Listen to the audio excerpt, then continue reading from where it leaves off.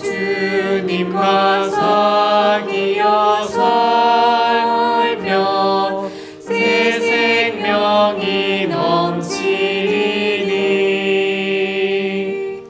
주 예수를 찾는 자 앞에 참 밝은 빛 비추어라. 주 예수께 조용히 나가 내 마음을 드리어라. 늘 곁에서 보시는 주님 그 은혜로 상 주시리. 133장 주님 지신 십자가 부르시겠습니다. 133장입니다.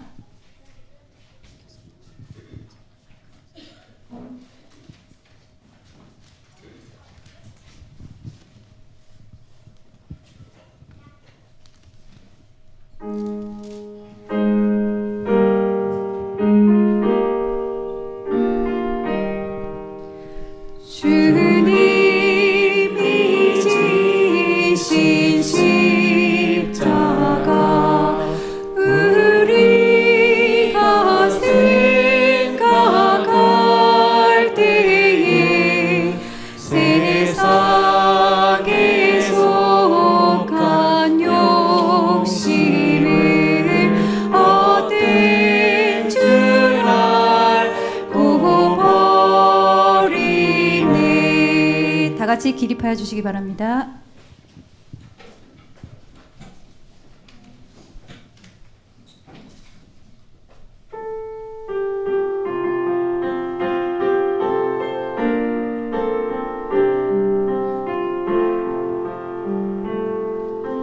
나는 하나님을 예배하는 예배자입니다. 내가 서 있는 곳 어디서나 하나님을 예배합니다. 내 영혼 거룩한 은혜를 향하여 내 마음 완전한 하나님 향하여 이곳에서 바로 이 시간 하나님을 예배합니다. 내 영혼 거룩한 은혜를 향하여 내 마음 완전한 하나님 향하여 이곳에서 바로 이 시간 하나님을 예배합니다. 오늘의 초청의 말씀입니다. 지면의 모든 생물을 쓸어버리시니 곧 사람과 가축과 기는 것과 공중의 새까지라. 이들은 땅에서 쓸어버림을 당하였을 때 오직 노아와 그와 함께 방주에 있던 자들만 남았더라. 여러분들을 예배로 초청합니다.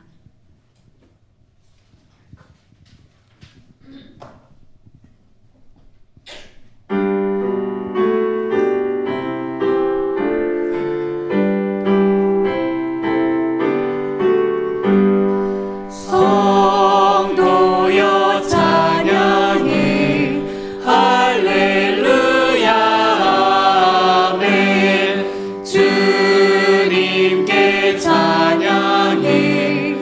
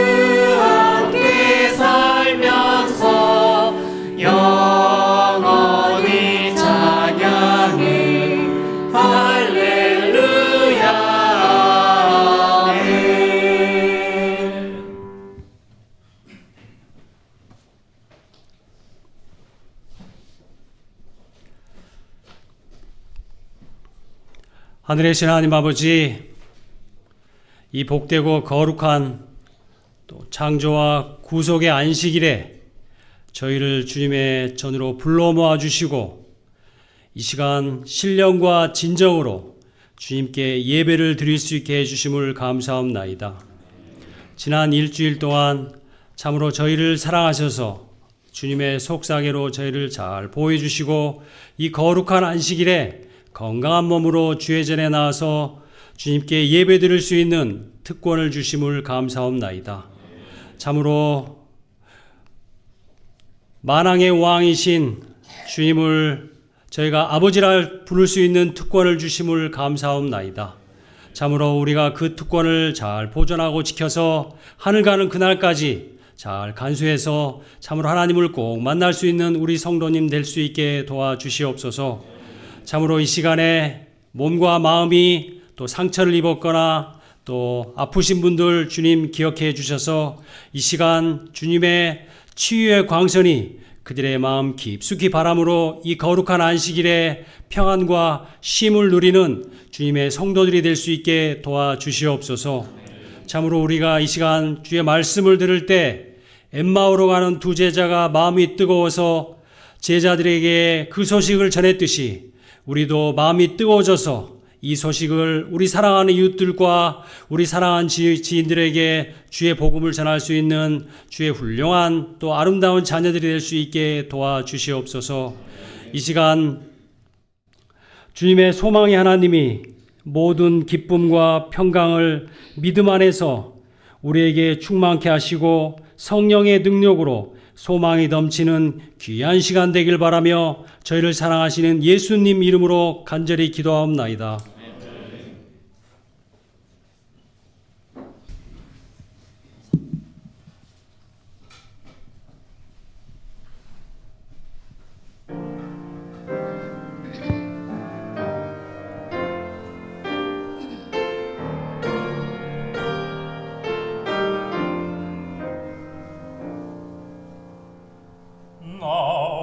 어젯밤에 잘 때 한 꿈을 꾸었네.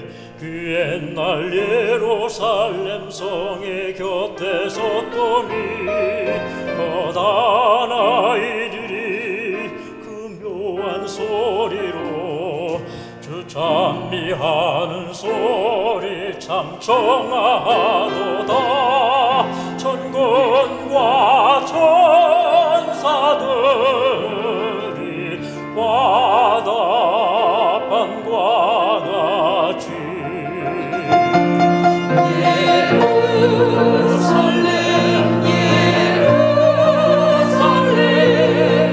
그 거룩한 성아 호산나 노래하자 호산나 부르자.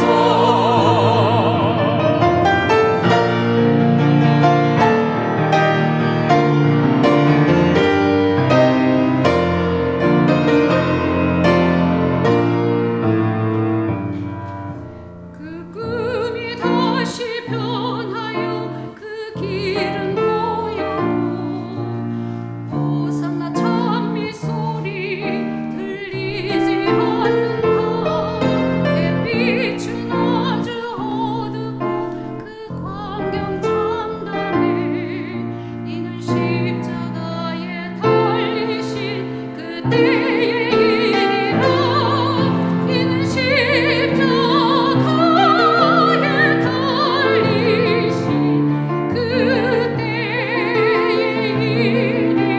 일이라. 예루살렘 예루살렘 그 거룩한 성아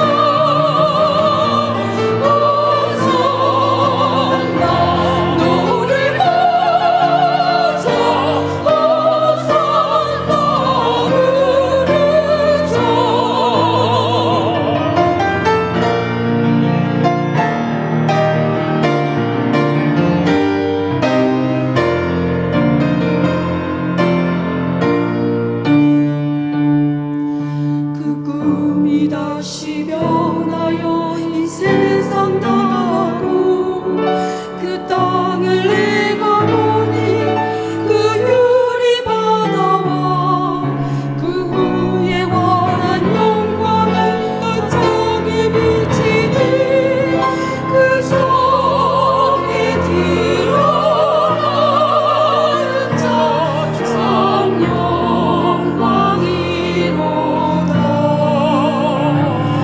아니 나나지 없으니 그 영광뿐이라.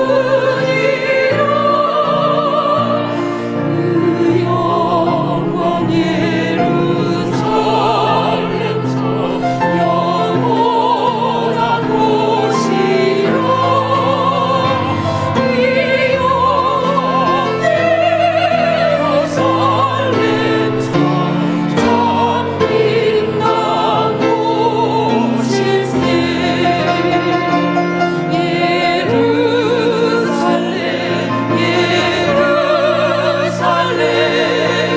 그 거룩한 성아 호산나 호산나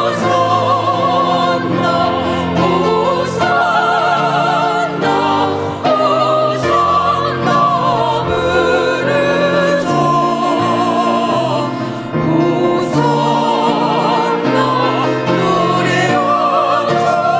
호산나. 마지막 시대는 노아의 때와 같을 것이라고 하는 예언의 말씀을 우리는 믿습니다. 노아의 때는 결국에는 사람들의 운명이 둘로 나뉘어졌습니다. 방주 안에 있는 사람과 방주 밖에 있는 사람이었습니다. 하나님께서 하늘에 비를 내려서 이 세상을 심판하실 것인데 그 심판으로부터 구원을 받기 위해서는 무엇을 타라 그랬어요? 방주를 타야 한다고 하는 이 단순한 경고의 말씀을 진지하게 받아들이고 그 하나님의 경고를 믿는 사람들은 방주에 올라탔습니다. 그러나 그 사실을 믿지 않는 사람들은 끝까지 타지 않았습니다. 그래서 이 노아 시대의 두 운명은 결국 방주에 타라고 하는 기별을 믿는 사람과 믿지 않는 사람으로 명확하게 나누어지게 됩니다. 같은 시대에 같은 장소에 살았던 사람들이 방주라고 하는 한 작은 공간을 기준으로 하여 방주 안에 있는 사람과 방주 밖에 머문 사람으로 나누어지게 된 것이죠. 방주의 문을 하나로 이 칸막이를 두고 들어간 사람과 들어가지 않은 사람으로 나뉘어졌는데 사실 들어간 사람이나 들어가지 않은 사람이나 큰 차이가 없습니다. 같은 지역에 살았고 동시대에 살았고 평상시에 같이 얼굴을 맞대면서 보냈던 이웃들이었죠. 그런데 무엇의 차이예요? 어느 공간 안에 있느냐의 차이였던 것입니다. 방주 문을 기준으로 해서 방주 안과 방주 바깥에는 몇 발자국 차이가 났을까요? 몇 발자국 차이죠? 한 발자국 차이입니다. 제가 초등학교 4학년 때 일입니다. 좁은 시장길에서 친구들과 뛰어놀고 있었습니다. 그런데 그 좁은 시장길 그 길 옆에 트럭이 한 대 이렇게 있었습니다. 트럭 뒤에 적재함에 마치 냉동 탑차처럼 이렇게 천막으로 덮여 있는 커버로 씌워져 있는 이 트럭이었습니다. 그런데 호기심이 많았던 저는 지금 생각해보면 그게 누구 차였는지 잘 기억이 안 납니다. 동네 아저씨 차였던 것 같은데 남의 차긴 하지만 한번 들어가 보고 싶다는 생각이 들었습니다. 그래서 그 커버의 옆문으로 이게 문이 열려 있었어요. 그래서 이게 거기를 제가 들어가 봤습니다. 참 용기가 대단하죠. 남의 차에 들어가서 들어가 봤는데 아무것도 보이지가 않아요. 깜깜하더라고요. 예, 올라탔다가 이제 다시 이제 나오려고 이제 그 옆문을 향해서 제가 어떻게 하게 됐냐면 점프를 뛰었습니다. 점프를 뛰면 어떻게 됩니까? 바깥으로 튀어나오게 되겠죠. 예, 어린 마음에 그냥 거기 점프하면 나갈 거라고 생각하고 이제 저는 이제 그 옆문으로 이제 뛰쳐나가려고 하는데 마침 그때 트럭 한 대가 쏜살같이 쌩하고 달려오고 있었습니다. 그러니까 그 트럭 옆으로 그 좁은 길을 지나가는 거였죠.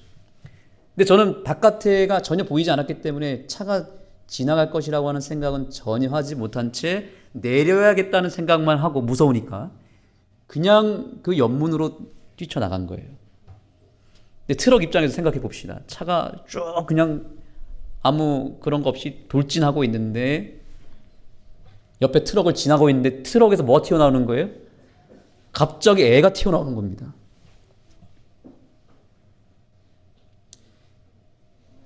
트럭이 쌩하고 지나가고 그 순간에 제가 그 트럭 옆문으로 뛰어나왔습니다.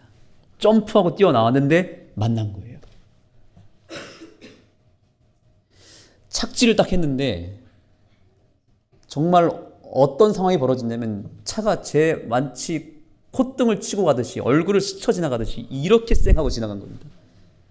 예, 이렇게 보여드려야 될까요? 요렇게 지나간 거예요. 이렇게 정말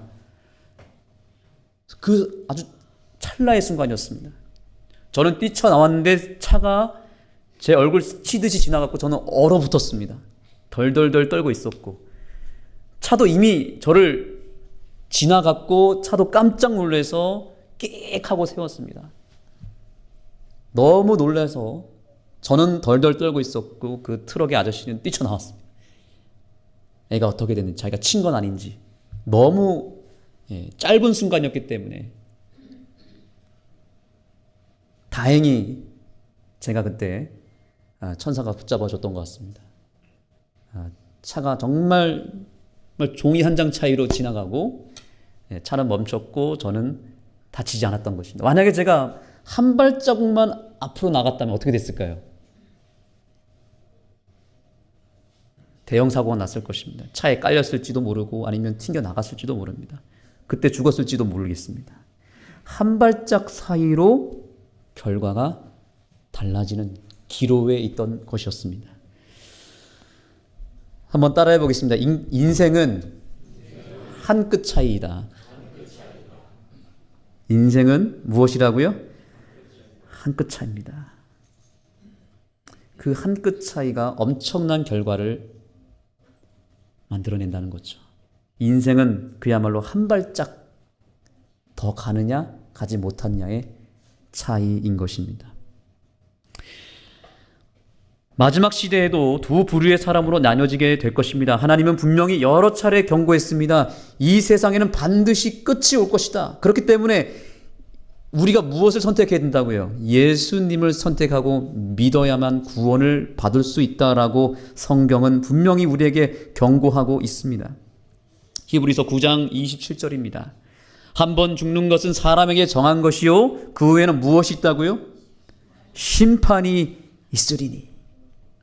이와 같이 그리스도도 많은 사람의 죄를 담당하시려고 단번에 들이신 바 되셨고 구원에 이르게 하기 위하여 죄와 상관없이 자기를 바라는 자들에게 두 번째 나타나시리라. 예수님께서는 반드시 이 세상에 오실 것이다 라고 말씀하셨고 그 세상 심판이 임하기 전에 방주 되시는 예수님을 빨리 타라고 우리에게 호소하고 있는 것입니다. 이 경고의 말씀을 믿고 예수라고 하는 방주에 타는 사람은 반드시 구원을 받을 것입니다. 그러나 그것에 전혀 관심이 없거나 그것을 믿지 못해서 들어가지 못하면 그 한 끗 차이로, 한 발 차이로 영원한 심판을 받게 될 것입니다. 이것은 정말 기가 막힌 일 아닙니까? 예수를 믿고 사느냐, 믿지 않고 사느냐. 지금은 아무런 차이가 없습니다. 그러나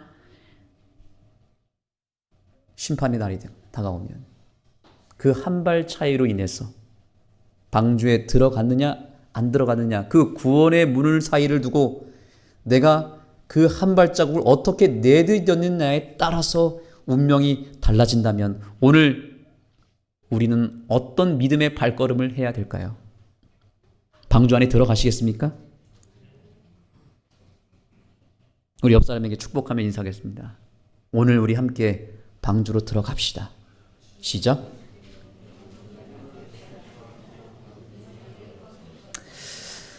여러분, 예수님을 오늘 우리가 선택한다고 해서, 예수님 안에 들어간다고 해서 오늘 뭔가가 크게 달라지지 않습니다. 혹은 예수님 안에 거하지 않는다고 해서 오늘 내 삶이 나빠지는 것도 아닙니다. 그런데 결정적인 순간에는 완전히 달라지게 될 것입니다. 방주의 문은 닫히고 이제 비가 내리기 시작하면서부터 사람들은 후회하기 시작했습니다. 여러분, 우리의 인생이 후회하는 인생이 되지 않게 되었으면 좋겠습니다. 그러려면 오늘 결정하셔야 됩니다. 오늘 예수님의 그 구원의 방주 안으로 들어가는 결정을 할 때 우리의 인생은 결과적으로 후회하지 않게 될 것입니다. 소속을 분명하게 해야 됩니다. 한 발자국만 앞으로 나아가면 되는 것입니다. 믿음의 발자국 한 발자국이면 충분하다는 사실을 오늘 기억하는 이 시간이 되었으면 좋겠습니다. 노아 시대에는 많은 사람들이 방주를 타라고 하는 기별을 들었지만 그들은 오히려 노아를 조롱하며 방주의 끝까지 타지 않았습니다. 왜 안 탔을까요? 왜 타지 않았을까요? 믿지 못한 이유가 무엇이냐면 첫 번째 이유가 있습니다. 말이 안 돼서 못 믿었던 것입니다. 말이 안 되는 거예요. 단 한 번도 하늘에서 비가 내리지 않았던 시대였습니다. 비를 보지 못했던 사람들은 노아의 말이 정말로 믿어지지가 않았고 말이 안 된다고 생각했습니다. 어떻게 하늘에서 비가 내려서 이 세상을 다 물로 덮은다고? 그래서 그 방주에 타야만 구원을 받는다고? 믿을 수가 없었습니다. 왜냐하면 말이 되지 않았기 때문입니다. 그 당시 사람들은 다 머리가 똑똑한 사람들이었습니다. 그래서 이 말도 안 되는 이 노아의 경고를 받아들일 수가 없었습니다. 오늘날 사람들이 왜 예수님을 믿지 않습니까? 신이 인간이 되셔서 이 땅에 오셨대요. 여러분 믿어지십니까? 우리를 구원하기 위해서 오셔서 우리를 위해서 죽으셨대요. 사람들은 이것을 말도 안 된다라고 생각하는 거예요. 그리고 그 예수님이 한 번 더 오시겠대요. 오셔서 이 세상을 불로 심판하실 때 예수님을 믿는 사람은, 방주에 탄 사람은 구원을 받는다고 말하는데 여러분 이것이 믿어지십니까? 믿어지셨으니까 오셨겠죠. 그러나 이 방주 밖에 있는 사람들은 안 믿어지는 거예요. 그래서 안 믿는 것입니다. 그런데 어떤 철학자가 바로 이런 이유 때문에 성경에서 말하는 모든 이 스토리가 말이 안 되기 때문에 못 믿었대요. 안 믿어지는 거예요. 그런데 어느 순간 그 철학자가 회개하고 철학을 아무리 공부해도 철학에서 답을 찾을 수가 없다는 사실을 알게 된 것입니다. 철학을 아무리 연구하고 철학에 아무리 심취하고 철학에 대해서 정통한 사람이라 할지라도 인생의 가장 중요한 문제인 죽음에 대한 문제, 그리고 탄생에 대한 문제를 어떤 연구를 해도 어떤 학자도 해결해 주지 못한다는 사실을 깨닫고 철학자의 길에서 내려왔어요. 교수직을 내려놓고 시간이 많이 흘러서 그가 결국에는 답을 어디서 찾았냐면 결국에는 성경에서 찾았다고 하는 것입니다. 그래서 그가 이제 이렇게 고백합니다. 내가 예수님을 믿는 이유, 내가 성경을 믿는 이유, 말이 안 되기 때문에 믿는다라고 말한다. 옛날에는 말이 안 됐기 때문에, 말도 안 되는 그 사실 때문에 믿지 못했다면, 이제는 말이 안 되기 때문에 믿는다고 고백을 하더랍니다. 여러분, 여러분이 믿는 신이 그저 말이 되는 어떤 상식선에서의 머무는 신이었으면 좋겠습니까? 아니면 말도 안 되는 새로운 영역, 인간의 영역을 넘어서 신의 영역에 있는 존재를 믿으시겠습니까? 무엇이 진짜 신입니까? 여러분이 한번 판단해 보시죠. 비상식적이고 비과학적이고 비논리적인 영역에 존재하면서 온 세상을 다스리고 온 우주를 만드신 하나님, 감히 우리의 인간의 지성으로는 표현할 수도 없고 계산할 수도 없고 분석할 수 없는 말도 안 되는 신이 우리의 진정한 신이 될 수 있다는 사실을 믿으십니까? 그래야 진짜 신 아닙니까? 그저 우리의 연약하고 작은 지성으로, 감정으로 그저 쉽게 계산할 수 있고 느낄 수 있는 신이라면 그것은 신이 아니겠죠.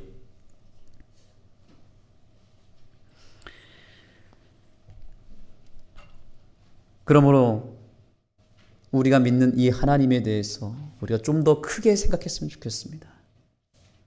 금덩어리로 표현할 수 있는 신, 내가 손으로 들고 다닐 수 있는 신, 인간이 어떤 표현으로 나타나는 신, 그런 신이 아니라 우리가 그 어떤 노력을 해도 다 이해할 수도 없고 가늠할 수 없는 그 위대한 하나님을 오늘 이 시간 영접하게 되기를 간절히 소망합니다.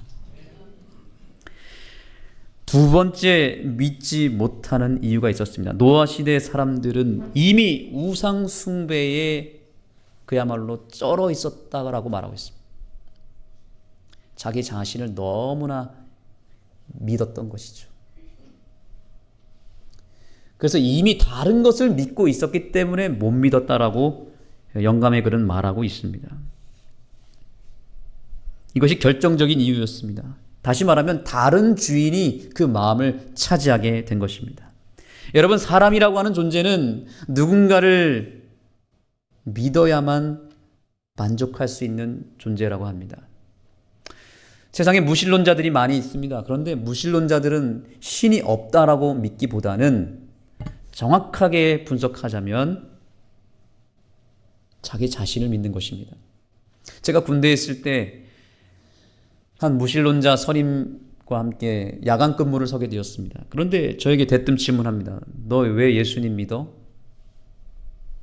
여러 가지 설명을 했는데 딱 잘라서 얘기하더라고요. 난 너가 예수님 왜 믿는지 알아. 너의 정신 상태가 너무나 연약하기 때문에 누군가는 의지할 대상이 필요했겠지. 그래서 믿는 거 아니야?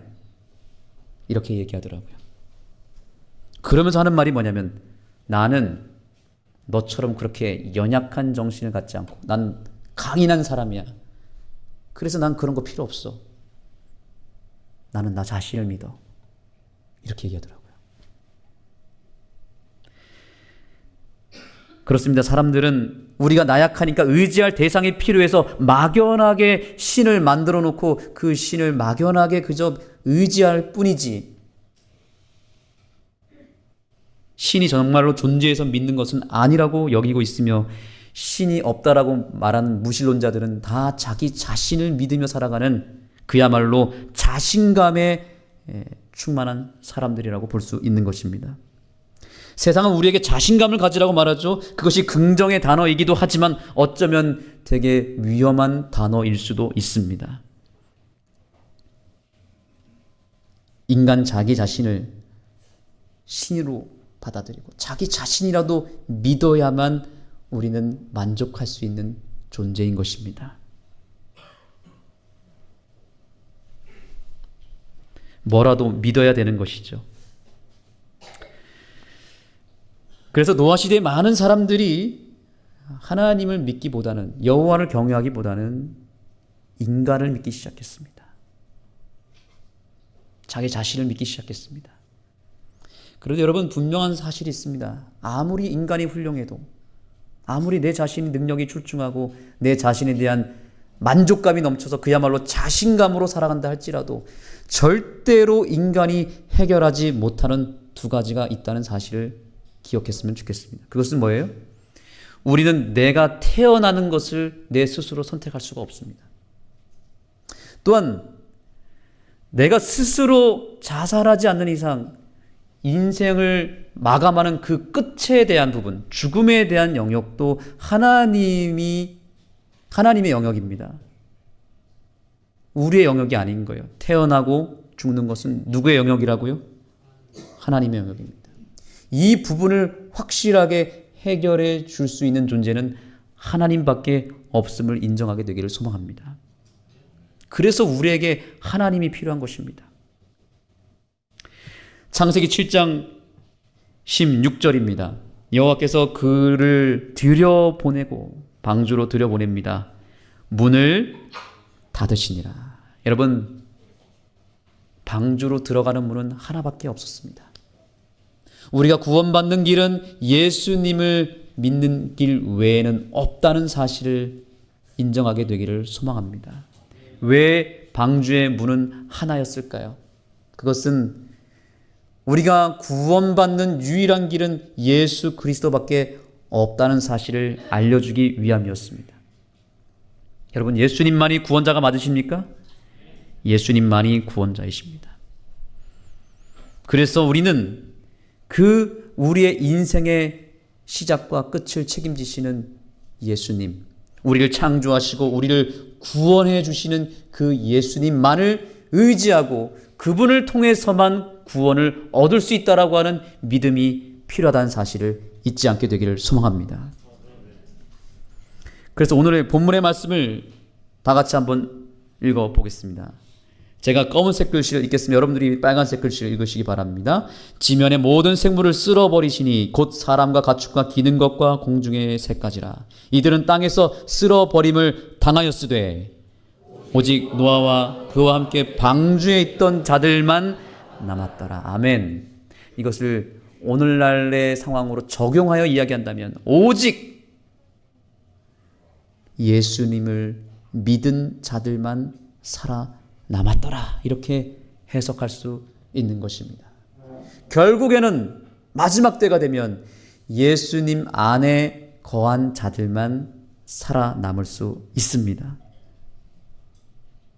그러므로 우리는 오늘 예수님을 타야 됩니다. 예수님을 확실하게 믿어야 될 줄 믿습니다. 예수님이면 충분합니까? 예수님이면 충분합니다. 어느 한 목사님이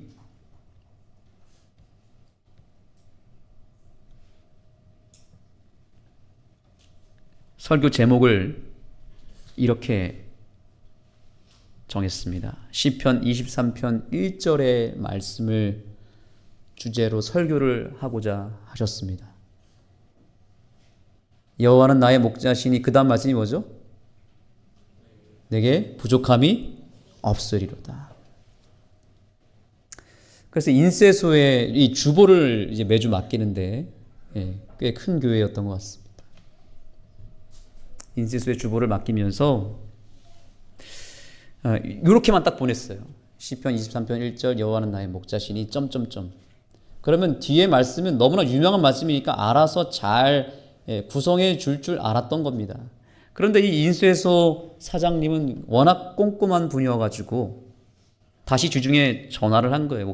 목사님 설교 제목을 보내주셨는데 시편 23편 1절 여호와는 나의 목자시니 점점점 이렇게 되어 있는데 이게 어떤 의미죠? 그 뒤에는 뭐라고 써야 되나 했더니 이 목사님이 그때 마침 누가 중요한 대화를 나누고 있어서 매우 바쁘셨기 때문에 뭐라고 얘기하냐면 네, 그것으로 충분합니다. 이렇게 얘기한 거예요. 그러면 전화를 끊었어요. 그런데 그 주의 주보에 이제 설교 제목이 나왔는데 어떻게 나왔냐면 이렇게 나온 것입니다. 여호와는 나의 목자시니 점점점. 그다음에 뭐라고 돼 있어요? 예, 그거면 충분합니다. 목사님의 말을 그대로 받아들인 거예요. 이거 완전 오타잖아요. 대형 사고잖아요. 설교 제목을 이렇게 이상하게 써버렸으니 이 목사님이 당황스러웠던 것입니다. 그런데 이제 자세히 이 제목을 다시 바라보니까 이것이 진리였다는 것이 깨달아지는 것입니다. 다시 한번 읽어볼까요? 여호와는 나의 목자시니 그 다음 뭐예요? 예, 그거면 충분합니다. 여러분, 예수님이 내 인생의 주인이 되신다면 뭐라고 우리가 고백할 수 있을까요? 예, 그거면 충분합니다. 여러분, 예수님으로 충분하십니까? 노아 시대에 수많은 백성들이 노아 방주에 탔을 때 그 안에 구원이 있었습니다. 오늘날 우리가 예수님을 영접한다면 우리는 예수님을 통해서 모든 것을 이룰 수 있습니다. 내 삶의 모든 문제, 내 삶의 아픔, 상처, 모든 문제들을 다 해결할 수 있는 분, 우리에게 즉각적인 구원을 허락해 주시는 분, 내가 처한 모든 상황 속에서 오늘 예수님이 나의 목자가 되신다면 충분히 그 속에서 이길 수 있고 극복할 수 있고 해결할 수 있는 놀라운 특권이 우리에게 있다는 사실을 잊지 않게 되기를 간절히 소망합니다. 오직 예수가 맞습니까? 여러분, 그래서 우리는 예수님을 타야 됩니다. 만약에 교회를 다니면서 여전히 예수님을 만나지 못한 상태로 교회를 다닌다면 교회 생활이 굉장히 고달플 것입니다. 정말입니다. 예수님을, 내 개인의 예수님 만나지 못한다면 정말 교회 다니는 게 너무너무 힘들 거예요. 혹시 그런 분 계십니까? 솔직하게 손 한번 들어보겠습니다. 아무도 없네요. 감사합니다. 예수님을 놓치면요, 예수님이 없으면요, 인생이 괴로워지기 시작합니다. 저는 목사로 살아가면서 가장 큰 위기를 한 2년 전에 경험했었습니다. 이전 교회에서 이제 교회 헌당이라고 하는 큰 무거운 짐을 1년 동안 짊어지다가 이제 연말이 되어서 딱 이맘때였습니다. 굉장히 신경이 곤두세워진 상태에서 그 일에 굉장히 한 몇 주일을 몰두하다 보니까 예수님을 놓쳐버렸고 말씀을 붙잡지 못했습니다. 그리고 그 일에 제가 제 모든 신경을 곤두세웠습니다. 그런데 어떤 일이 벌어졌냐면 제가 급성 우울증이 딱 걸려버린 거예요. 저는 나중에 그게 우울증인 줄 알았습니다. 그런데 저는 몰랐어요. 어느 순간 제가 설교를 하러 단에 딱 올라갔는데 말이 안 나오는 거예요. 설교는 다 준비했는데. 교인들은 저를 멀뚱멀뚱 쳐다보고 있는데 말이 안 나오는 거예요. 그래서 이게 뭐지? 속에서는 뭔가 엄청난 투쟁이 일어나는데 말을 하고 싶어도 말이 나오지 않는 거예요. 땀을 뻘뻘 흘리면서 제가 그날 무슨 말을 했는지도 기억이 나지 않아요. 그냥 내려왔습니다. 그리고 그 다음 날은 주말 부흥회를 하기 위해서 춘천의 한 교회를 안식일에 가야 되는데 그 교회를 강사로 이제 초청을 받고 갔는데 거기서도 똑같은 현상이 일어나는 거예요. 완전히 그냥 집회를 그야말로 완전히 폭망시킨 거예요. 대실망, 대실패.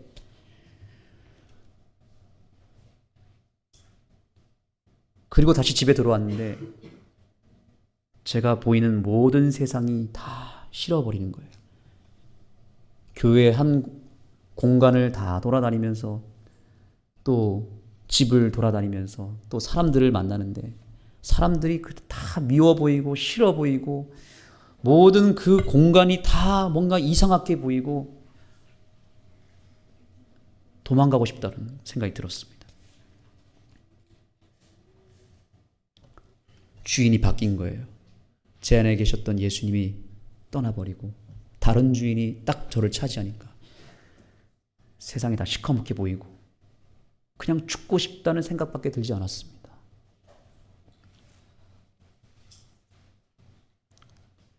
일주일 동안 이게 진행됐습니다. 어떡하지? 큰일 났다. 그때 제가 할 수 있는 것은 한 가지밖에 없었습니다. 예수님의 이름을 부르는 것이었습니다. 예수님께 매달려서 예수님 저를 구원해 주십시오. 그렇게 처절하게 매달리다 보니까 어느 순간 제 안에 있던 그 다른 주인이 떠나가고 예수님이 제 안에 딱 들어오시면서 원래의 정신이 돌아왔습니다. 여러분, 예수님이면 충분합니까? 제가 병원을 간다고 해서 되는 문제도 아니었습니다. 뭘 먹어서 되는 문제가 아니었습니다. 어떤 상담을 받아서 되는 것도 아니었습니다. 이 급성 우울증이 너무 심해서 저는 정말 그때 예수님 저를 붙잡아 주지 않았으면 저는 뛰어내렸을지도 모릅니다. 우울증이 이렇게 무서운 것이구나. 그러나 예수님이 저를 건져내 주셨습니다.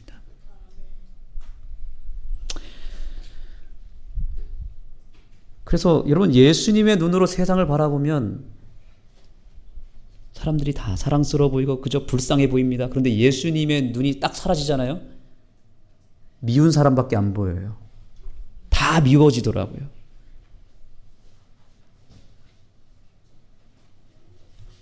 여러분, 하늘숲 교회는 문제가 많은 교회입니까? 아닌 교회입니까? 어떻습니까?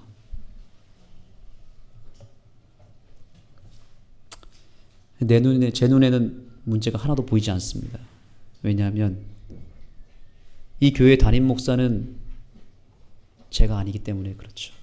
누가 이 교회의 목자입니까? 여호와는 하늘숲 교회의 목자시니.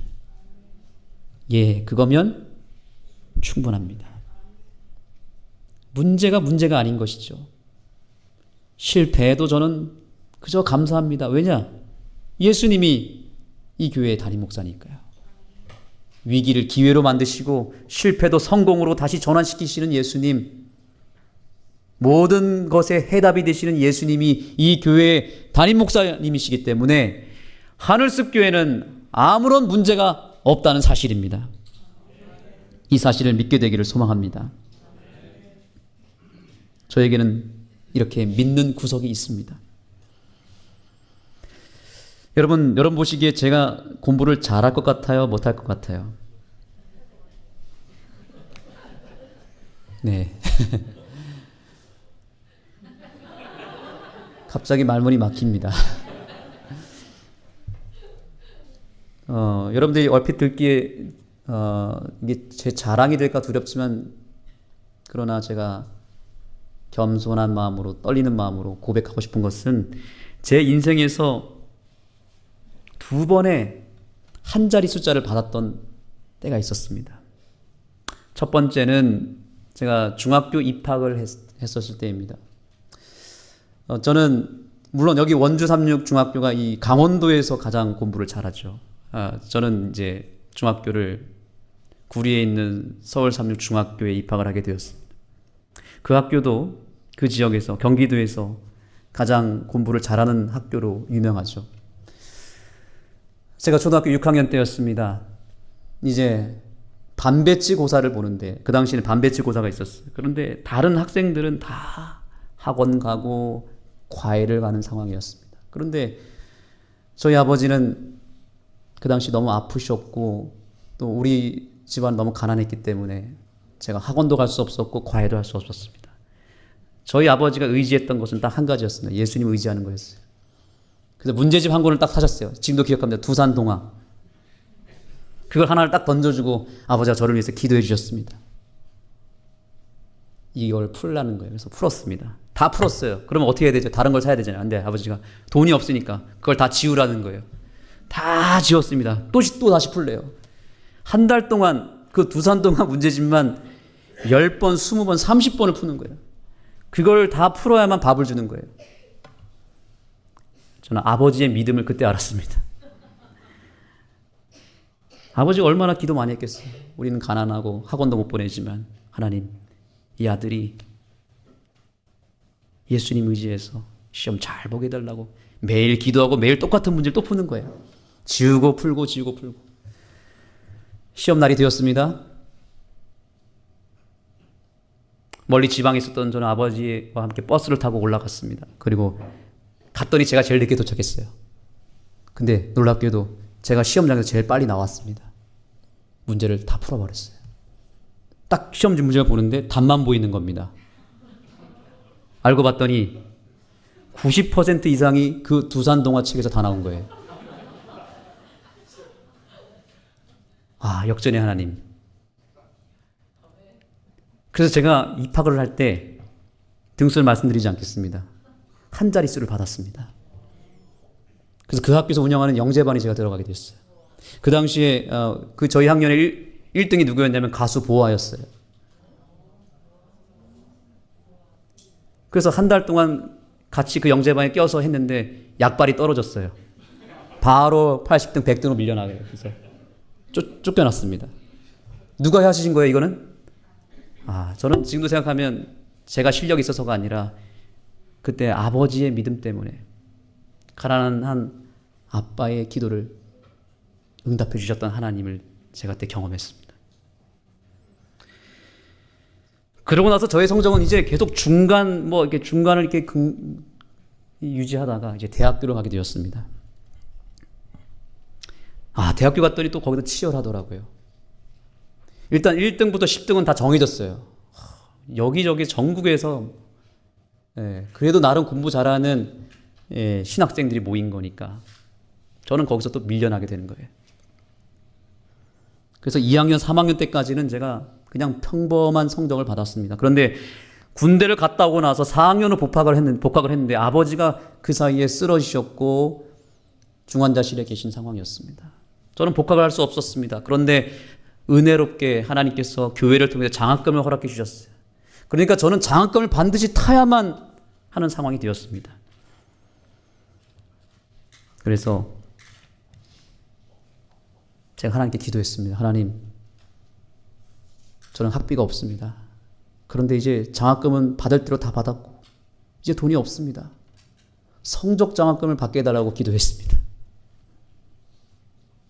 그리고 제가 단 한 번도 그런 방식으로 공부한 적이 없었는데 그때 어떻게 공부를 했냐면 제가 오늘 학생들이 있기 때문에 이 얘기를 하는 겁니다. 그전에는 제가 제 힘으로 자꾸만 공부를 하려고 했었어요. 벼락치기. 밤을 새워서 하기도 하고 했지만 성적이 그렇게 잘 나오지 않았습니다. 그런데 그때는 어떻게 공부를 했냐면 공부를 하기 전에 먼저 성경을 펼쳤습니다. 그리고 간절하게 기도하면서 하나님께서 저에게 지혜를 주실 때까지 성경을 계속 읽어나기 시작했습니다. 예수님, 저에게 지혜를 주세요. 저 장학금 타야 됩니다. 다른 학생들은 뭐 밥도 먹으러 가고 체육대회가 있다고 해서 축구도 하러 가고 하는데 저는 그렇게 할 수가 없었습니다. 그리고 하나님께 매달려서 공부를 어디서 했냐면 기도실에서 했어요. 삼육대학교 안에 기도실이 어디 한 곳에 있습니다. 기도실에서 1시간, 2시간 기도를 하고 공부를 하기 시작했습니다. 결론만 말씀드리면 제가 대학교 4년 동안 다니는 동안에 딱 한 번 성적 장학금을 그때 받았습니다. 예수님께 지혜를 받아서 공부하고 하나님께 모든 걸 맡겼을 때 놀랍게도 하나님께서는 성적 장학금이라고 하는 제 인생에 딱 한 번 성적 장학금을 그때 받았습니다. 그 이후로 그 이전도 성경은 똑같습니다. 근데 딱 그때만 정말 절박하게 예수님께 매달렸었던 그때에만 하나님이 놀랍게 역사해 주시더라고요. 여기 학생들에게 용기를 드리고 싶습니다. 여러분도 할 수 있습니다. 누구에게 의지하면요? 예수님께 의지하고 지혜를 달라고 여러분들이 간구하고 정말 처절하게 매달리고 거기에 여러분의 인생을 걸면 반드시 역사해 주십니다. 저 같은 사람도 이렇게 머리 나쁜 사람도 예수님 의지하니까 하나님 역사해 주시더라고요. 예수님은 모든 영역에서 답이 되십니다. 그러므로 여러분 어떠한 삶의 문제가 있든지 간에 그 순간 그 자리에서 예수님께로 당장 달려가시고 예수라고 하는 방주 안에 거하시기 바랍니다. 그 안에서 여러분의 인생의 모든 짐을 다 내려놓으시기 바랍니다. 다양한 방법을 통해서 섭리하시고 역사하시고 능력을 베풀어 주시는 그 예수님을 오늘 만나게 되기를 간절히 소망합니다. 여러분 오늘 이렇게 인사하겠습니다. 옆 사람에게 예수님을 타야 합니다. 인사하겠습니다. 시작.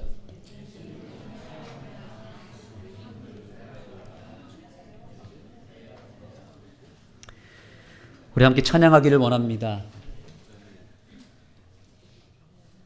오늘 함께 찬양하며 우리의 마음을 주님께 올립니다. 내 무거운 짐을 벗어 주님께 맡기라고 하는 이 찬양, 오늘 하늘숲 찬양을 함께 부르면서 우리의 마음을 주님께 올리겠습니다. 가사를 한번 읽어보겠습니다. 내 무거운 짐을 벗어 주 예수께 무엇하고요? 내려놓고. 예수님께 내려놓으려면 예수님 안에 타야 됩니다. 타야 내려놓을 수 있어요. 저 십자가 사랑을 믿어 죄사함 너 받으라. 오늘 여러분 주 예수께 조용히 나아가 내 마음의 모든 것들을 드리시겠습니까? 여러분의 상처를 들으시겠습니까? 여러분의 질병을 들으시겠습니까? 여러분의 고민을 들으시겠습니까? 삶의 모든 짐을 다 들으시기 바랍니다. 우리 곁에서 우리 안에서 우리를 도와주시는 주님께서 은혜로 상 주실 것입니다. 1절만 부르겠습니다.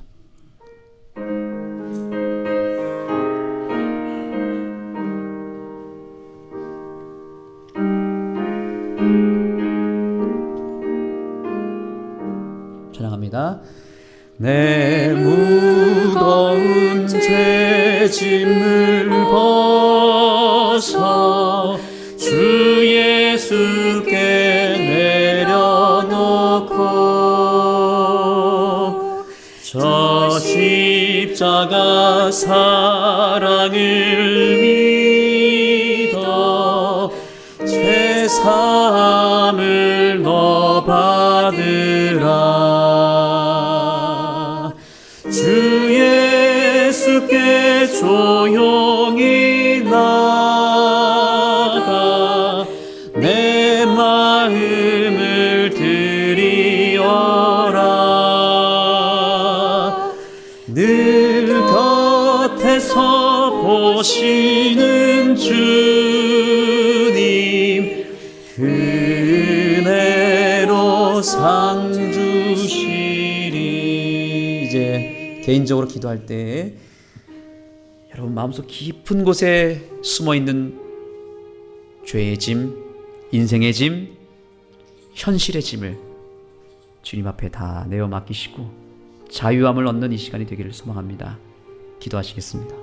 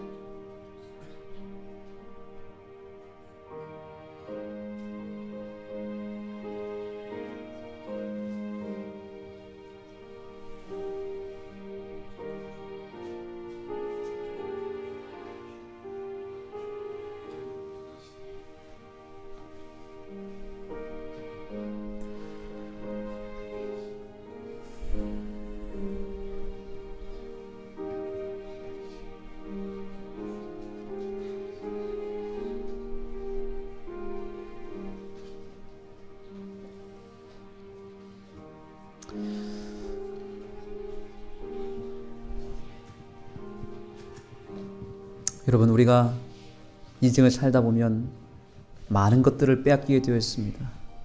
건강을 잃어버릴 수도 있고, 건물을 빼앗길 수도 있고, 내 마음이 무너질 수도 있습니다. 친구를 잃어버릴 수 있습니다.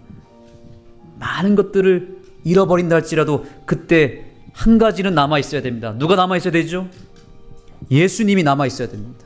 그러면 희망이 있습니다. 그러나 반대로 모든 것을 얻었다 할지라도, 많은 것을 누리고 있다 할지라도 예수님을 놓쳐버렸다면 모든 것을 다 놓친 것입니다. 오늘 다시 한번 이 자리를 떠나기 전에 내가 유일하게 구원이 되시고 나를 충만케 해주시는 그 예수님을 반드시 내 안에 소유하기를 갈망하며 그것을 확실하게 이루고 떠나게 되기를 소망합니다. 그렇게 되기를 원하십니까? 정말 예수님은 내 인생의 주인으로 다시 한번 모시기를 원하시는 분만 그 자리에서 일어나겠습니다. 2절을 이어서 찬미합니다.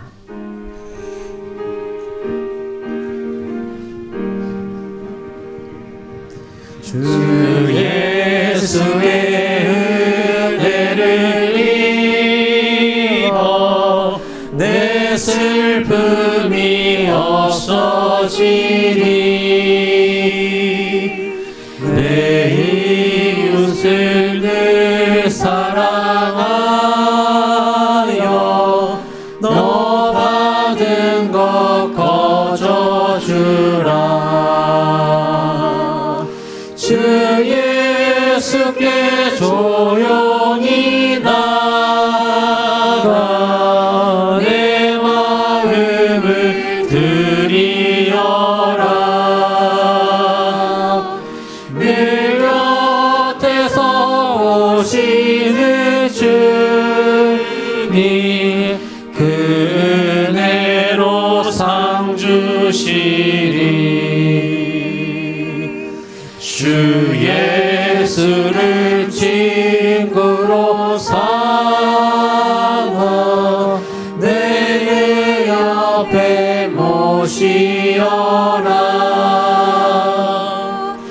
그 영원한 생명 샘물로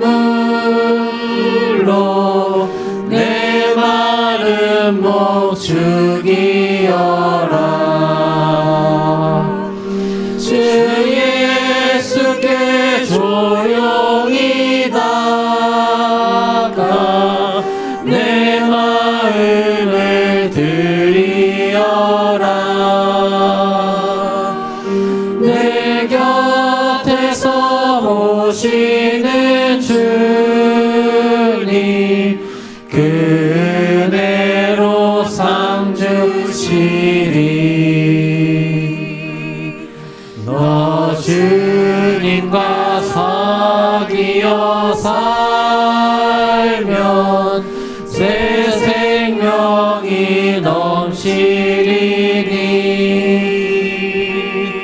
주 예수를 찾는 자 앞에 참 밝은 빛 비추어라. 주 예수께 조용히 나가 내 마음을 드리어라. 내 곁에서 오시는 주님 그 은혜로 상 주시리. 하나님, 오직 예수로 살게 하여 주옵소서.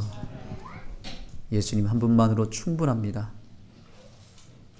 예수님이 없기 때문에 불행한 것이 없고, 예수님을 놓쳤기 때문에 우울했던 것이고 슬펐던 것이었습니다. 주님, 지금 이 순간부터 예수님을 내 마음에 모시고 사랑할 때 우리 앞에 있는 어둠들이 다 사라지고 밝은 빛이 우리의 인생길에 비춰질 수 있게 하여 주시고, 모든 아픔과 상처와 슬픔과 내 삶의 무거운 모든 짐들이 예수님 안에서 완벽하게 해결되어지는 그 놀라운 기적의 역사를 매일 매순간 경험하며 다음 한 주일을 그렇게 예수 안에서 살아가는 우리 모두가 되게 하여 주옵소서. 감사의 예물을 드린 손길들을 기억하여 주시고 이 예물이 아직 예수를 만나지 못한 영혼들에게 예수님을 만나는 결정적인 놀라운 사업 위에 쓰여지게 하여 주옵소서. 예수님의 이름으로 간절히 기도드립니다. 아멘.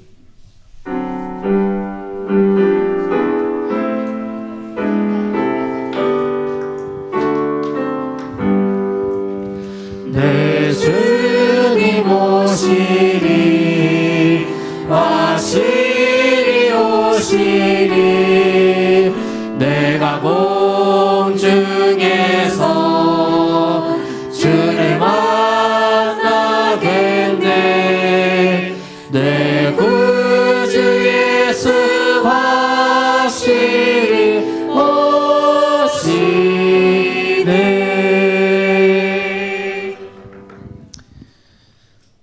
네, 감사합니다.